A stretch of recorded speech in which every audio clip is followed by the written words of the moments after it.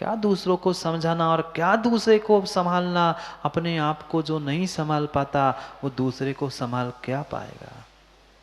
मत संभाल पाते हो। जिस दिन स्वास्थ्य ठीक नहीं है, स्वयं को नहीं संभाल पा रहे हो, उस दिन कोई बालक भी सामने आ जाए, कहते बेटा परेशान नहीं करो यार, स्वास्थ्य ठीक नहीं है, जाओ तुम शांति से, और फिर भी नहीं मानता, फिर उसकी जिम्मेदारी का बोध करा देते हैं। जो व्यक्ति स्वयं जिम्मेदारी को नहीं समझ पा रहा है, क्या तुमने सब दुनिया की, समाज की, घर की जिम्मेदारी अपने सर पे लेके घूम रहे हो। ऐसे भी जीव मिलेगी राजेश जी कि महाराज जी जरूरी है, हम जैसे जीव अगर नहीं सबको कहेंगे तो क्या होगा। भाई दूसरे के कल्याण का ठेका आपने थोड़ी लेके रखा है, अपने कल्याण का लो ना। अपनी स्वयं की प्रतिमा का तो पालन करो ना। नहीं पालन हो रहा है तो पक्का मान लेना वह तुम्हारी प्रतिमा पल नहीं रही है। घंटों घंटों लेकर बैठे हैं उस मोबाइल को। मोबाइल में क्या देखते हो, मोबाइल में क्या देखते हो आकाश भाई। भले ही सबको कहने के लिए सबके सामने यही कहेंगे महाराज जी प्रवचन सुनते हैं, ये देखते हैं, वो देखते हैं, ये कहने की बातें है। भानु एकांत में कौन क्या करता है सबको सब पता है। खोजता है व्यक्ति मोबाइल के साथ एकांत मिल जाए। 10 नहीं 50 मित्र एक साथ बैठे हो, कई बार हमने देखा बैठे सब ग्रुप करके बैठे हैं पर कोई किसी से बात नहीं कर रहा है, लगे अपने मोबाइल में घुसे है। मोबाइल पालने वाला, मोबाइल रखने वाला, वो कौन सी 6वीं 7वीं 8वीं 10वीं प्रतिमा का पालन क्या खाक करेगा। नहीं होगा, हो ही नहीं सकता, हो ही नहीं सकता। क्योंकि ये तो युवाओं पता ही है, बस वो टच स्क्रीन वाला मोबाइल आ जाए, फिर फेसबुक से इंस्टा, इंस्टा से व्हाट्सएप, व्हाट्सएप पे अब और एक्स कोई ठिकाना नहीं। फिर सोचो ऐसे खोटे पंचम काल में जब हम अपने मन को नहीं संभाल पा रहे हैं, वह अपने आप को नहीं संभाल पा रहे हैं, उस मोबाइल जैसे साधनों को हाथ में लेके हम कर क्या रहे हैं। प्रतिमा का पालन नहीं। अगर आगे बढ़ने की थोड़ी सी भी भावना हो तो पहले ये भौतिक साधनों का त्याग करना होगा, उसके बिना नहीं। कक्का हमें वो दिन भी याद है जब हम संघ में पहुंचे थे, आचार्य श्री के अपने विशुद्ध सागर जी के संघ में जब पहुंचे थे, तब जब दो सवा दो साल हम आचार्य श्री के साथ ब्रह्मचारी बन के प्रमोद भाई रहे, आप तो जानते होंगे। तब हमें फोन भी करना होता था तो आचार्य श्री की स्वयं तो रखने की आज्ञा थी ही नहीं। फोन भी किसी से बात भी करनी थी तो पहले आचार्य श्री से पूछना पड़ता था, आचार्य श्री वहां से समाचार आ रहा है, कुछ बात करना चाहते हैं, बात करूं क्या। जिसके पास आता था उसको सामने ले जाना पड़ता था, फिर आज्ञा मिलती थी, फर्क अभी मोबाइल छूने मिलता था। आज तो प्रमोद भैया ने ड्रेस बदल लिए और उसमें आगे दो पीछे दो खोज के घूम रहे लुंगी बांध के। प्रतिमा को समझो, स्वरूप तो समझो, क्या लिखा है आगम में। इन साधनों से क्या सामायिक करोगे। आप भी कभी कभी माताओं सामायिक करते होंगे। मनीष भाई आप तो, आपको सामायिक करनी पड़ेगी 2 टाइम, तो आप मोबाइल सामने रख के कर लेना, सामायिक हो जाएगी ना। नहीं वहां भजन सुन लेना, पता चला भजन सुनते सुनते, धुन सुनते सुनते कौन से संगीत गीत में राग में उलझ गए समझ नहीं पाओगे। फिर जो 1 नहीं 2 नहीं 4 स्थानों पे उस मोबाइल को लेके घूम रहा है, किस बात का त्यागी और किस बात का व्रती और किस बात की प्रतिमा। मात्र वस्त्रों से चमकाने से काम नहीं होगा, वस्त्रों में सफेदी लाने से काम नहीं बनेगा। कक्का सफेद पहने हो ना, ये भी सफेद हो गए हैं, बाल ये भी सफेद हो रहे हैं। सोचो बाहर सफेदी आ रही है तो पहले भीतर कसायों में भी सफेदी आने की आवश्यकता है। जो एक एक कसायों के पीछे लाल हो रहे हो, उस कसायों की लालिमा को मिटाने की आवश्यकता है, तभी तुम्हारा सफेद वस्त्र पहनना कार्यकारी है, अन्यथा नहीं है। नहीं है, नहीं है। जितने जितने जितने सुंदर सफेद कपड़े पहन रहे हो ना प्रमोद भाई, पहने सफेद, जितने सफेद कर रहे हो, जितने धो रहे हो, उतने ही ज्यादा पाप कर रहे हो।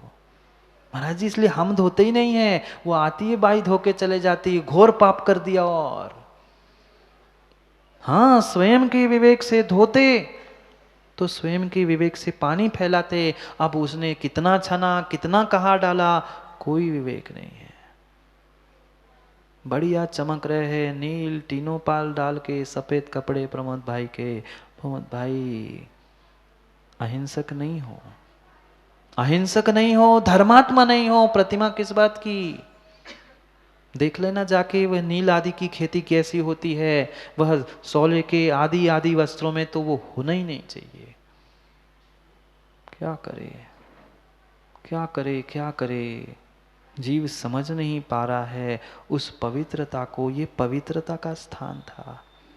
6 प्रतिमाओं तक तो वह जघन्य श्रावक था, अब मध्यम श्रावक प्रारंभ हो चुका 7वीं प्रतिमा से। एक कैटेगरी तुम्हारी बढ़ गई है, तुम्हारी एक सीढ़ी बन गई है, तुम मध्यम से जघन्य बन गए हो, और तुम जघन्य से मध्यम हो गए हो, और तुम्हारे परिणाम मध्यम से जघन्य हो रहे हैं।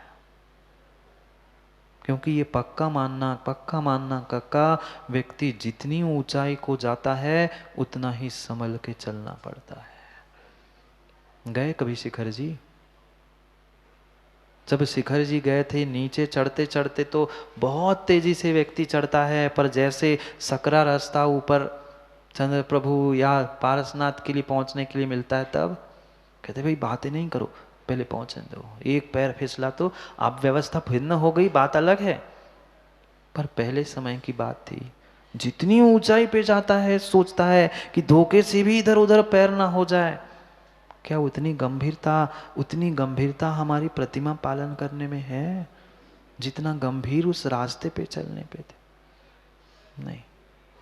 और गंभीरता नहीं है तो किस बात के हम ब्रह्मचारी व्रत प्रतिमा, और किस बात के ब्रह्मचारी? नहीं है। निर्णय करना होगा। वास्तविक धर्म का, प्रतिमा का, श्रावक का, ये किसी साधु की व्याख्या नहीं चल रही। अशोक जी आप ही की व्याख्या चल रही है। श्रावकों की व्याख्या समझा रहे हैं कि श्रावक को इतना व्यवस्थित रहना चाहिए, फिर तो सुप्रभ सागर कितना अच्छे से रहना चाहिए। मैं तो अपने लिए कहता हूं और अपनों के लिए कहता हूं, सोचो और समझो और विचार करो। वे जितने जितने भौतिक साधन इकट्ठे कर लिए हैं, वे किसी भी प्रकार से तुम्हारी साधना के लिए कार्यकारी नहीं है? नहीं है। अगर आगे बढ़ रहे हैं, हम आगे बढ़ना ही है सौरभ भाई, तो सोना चांदी, गहने, गाड़ी, मोबाइल, टीवी आदि जितने जितने साधन हैं पहले त्याग करो, और फिर 7वीं प्रतिमा। अभी आगे बढ़ना तो है, पर अभ्यास अभी से करना है। नहीं तो कह दे मनीष भाई कि महाराज जी आप कैसी व्याख्या कर रहे हैं, अभी तो परिग्रह त्याग प्रतिमा आगे है, अनुमति त्याग प्रतिमा आगे है। आगे तो है, पर यहां से अभ्यास नहीं करेंगे, यहां से तुम मध्यम श्रावक बन रहे हो, अभी से अभ्यास नहीं है तो आगे कभी उसका अभ्यास नहीं है। अभी भास नहीं है, फिर क्या अभ्यास होगा और क्या उसका प्रतिभास होगा? सोचना होगा। ये पवित्रता का जीवन है। ये मनुष्य पर्याय मिली थी हमें, अपने इस पर्याय से हमें अपना आत्मा को पवित्र करना था, पर हम कितने पवित्र कर रहे हैं अपने आप को, और कितने पवित्र कर रहे दूसरों के कानों को? विचार करना। हर कोई कहता है वह जीवन में तो राम जैसे, महावीर जैसे बनना चाहिए। अरे राम महावीर नहीं बन पा रहे हो, माँ नहीं बन पा रहे राम महावीर, सीता बन पाओगे सीता? अनंतमती नहीं सुनी कथा? मात्र बचपन में हंसी में ले लिया था 8 दिन का। पिता ने तो कहा था 8 दिन का लेना, पर नियम लिया सो लिया। कोई प्रतिमा नहीं थी। कितने उपसर्ग हुए, कितनों ने परेशान किया, पर अपने शील को भंग होने नहीं दिया। कहां जंगल से भटकते राजा, कभी भील, कभी कुछ, सबने पकड़ने का प्रयास किया, पर कोई उसके शील को डिगा नहीं पाया। ये पवित्रता की भूमि है, पवित्रता की भूमि है। माँ नहीं अनंतमती, नहीं सीता, नहीं नीली, नहीं आप कोई वह बन पा रहे हो, तो कम से कम हम राम महावीर नहीं बन पा रहे युवा, तो राम महावीर के भक्त तो बन सकते हैं। नहीं बन पा रहे राम महावीर, कोई बात नहीं, पंचम काल में बन ही नहीं सकते, पर क्या पंचम काल में महावीर और राम के भक्त भी नहीं बन सकते? उनके आदर्शों पे चल भी नहीं सकते? उनको आदर्श बना के कुछ अंश जीवन में लाने का सपन प्रयास भी नहीं कर सकते? करने को तो महाराज बहुत कुछ कर सकते हैं, पर करना है नहीं, क्या करो?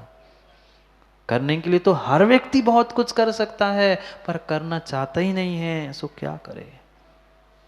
कभी ना कभी हमें निर्णय करना होगा, निर्णय करना होगा। वह सम्यक दर्शन का परिपूर्ण रूप से 25 दोषों से रहित पालन, फिर 2 समय वह व्रत प्रतिमा का पालन, फिर 3 समय की सामायिक, फिर सचित त्याग, प्रोषोदोपवास आदि सबको साथ लेके फिर ये 7वीं प्रतिमा बनती है। ऐसा भोजन भी वह ब्रह्मचार्य प्रतिमा में नहीं किया जाता जो तुम्हारे कामोद्दीपक हो, जो तुम्हारे परिणामों को बिगाड़ने वाला। अभक्षर त्याग हो चुका, रात्रि भोजन त्याग हो चुका, पर अब ऐसे गरिष्ठ भोजन का भी वह प्रयोग नहीं करेंगे जिसके द्वारा उनके परिणाम गरिष्ठ हो। ये श्रावकों के लिए समझा रहे हैं। कब आएगी भीतर वह वैराग्य दृष्टि?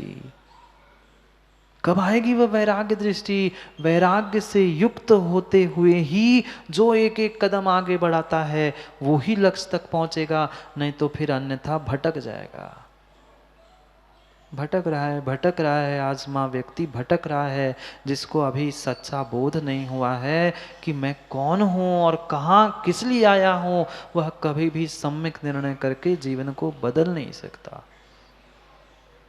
का ये भेष जो धर्मात्मा का बना के रखा है, ये कसायों की पुष्टि के लिए नहीं है, अपनी मनमानी दूसरों को सुनाने के लिए नहीं है। जिनवाणी सुनाओ, कसायों की परंपरा तोड़ो, तो तुम्हारा ये भेष धारण करना कुछ सार्थक है, अन्यथा तुम स्वयं के साथ दुनिया को और ले डूब रहे।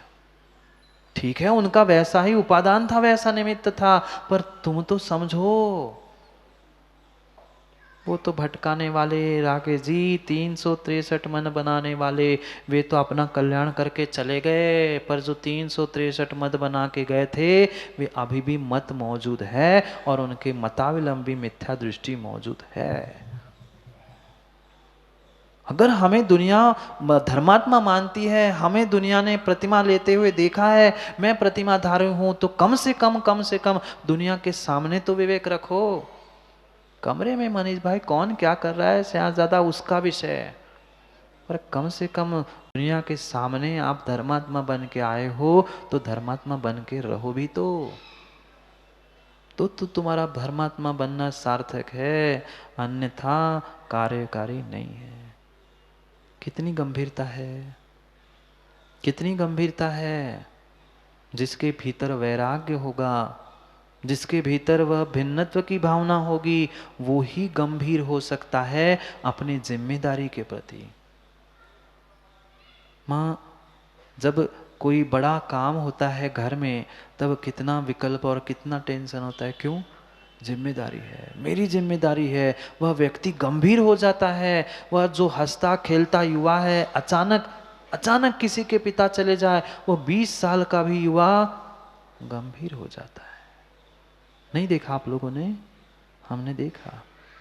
वह 20-22 साल का जो कल चंचली युवा था, वह क्षण भर में गंभीर होता है। क्यों? बोध हो गया कि भाई घर की, परिवार की जिम्मेदारी मेरी है। ऐसे जब तक हमें अपने जीवन की, अपने इस प्रतिमा की, धर्म की जिम्मेदारी समझ नहीं आएगी, तब तक गंभीरता नहीं आएगी। गंभीरता का मतलब अनिल भाई पसेरी जैसा मुंह बना के लटका के बैठ जाना नहीं है। पसेरी नहीं जानते? पसेरी नहीं जानते? उस पसेरी जैसी मुंह लटका के फैला के बैठ गए, गंभीर है भाई, ये गंभीरता नहीं है। भीतर से झलकनी चाहिए। तुम्हारी प्रत्येक क्रियाओं में गंभीरता झलकनी चाहिए। हम कोई भी आए, किसी से मजाक कर रहे, किसी से बातें कर रहे हैं, ये गंभीरता है ही नहीं है। क्यों? क्योंकि भीतर का भी बोध नहीं हुआ है। मैंने किस लिए भेष धारण किया है, मैं किस लिए इस प्रतिमा को धारण कर रहा हूं। यहां से शुरू हो जाएगा अभ्यास मुनि बनने का। किसके साथ कैसी बात करना, कौन से समय पे क्या करना, ये सब कुछ निर्णय यही से करना पड़ेगा। वो ही जीवन के अंतिम लक्ष्य यानी उस साधु पर्याय तक व्यवस्थित पहुंच सकता। धोखे से पुण्य के उदय से पहुंच गए और श्रावक बन के अगर इसका अभ्यास नहीं है सौरभ भाई, तो फिर व्यक्ति वहां पहुंचकर भी फेल हो जाता है। परम सत्य है, ऐसा ही है, अनुभव करके देख लेना। आगम की बातों को समझना होगा। जिसका मन ही स्वस्थ नहीं है, जिसका शरीर ही स्वस्थ नहीं है, स्वस्थ मतलब कोई बीमारी रूप नहीं, अन्य प्रकार रूप, वह किस बात का प्रतिमाधारी, वो भी ब्रह्मचर्य। एक एक लक्षणों को समझने की आवश्यकता है। जो प्रति समय गुरु सेवा और धर्म सेवा स्वाध्याय आदि करने में लीन है, वही उस ब्रह्मचर्य प्रतिमाधारी का स्वरूप है। पता नहीं आज जीवों की परिणति कहाँ और कैसी हो रही है।